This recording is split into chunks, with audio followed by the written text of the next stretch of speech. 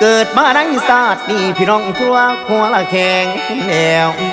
มีความแพงความหักดังกันจังมาพอ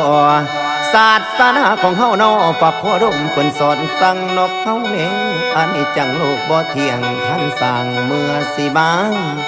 อาจนี้สวงนั้นแม่ป่ามีอยู่หลายประการคุณแนวเอากินทานเป็นหลักก่อนสิมีสินซอยจังคอยภาวนานั้นน้ำหลังจังสิแมนคนในแดนโลกลุ่มไตอาศัยสนดอกพมโพ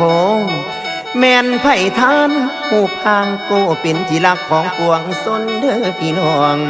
มีแต่คนสรรเสริญจากหมู่ฝูงหลายล้นข้อที่สองคือผลได้ในการทานประเสริฐยิ่งสัพปุรุษผู้สงบย่อมคบหาแต่หมู่เจ้าผลท่านสร้างจังแมนหลายข้อที่สามนั้นน้องอายซื้อ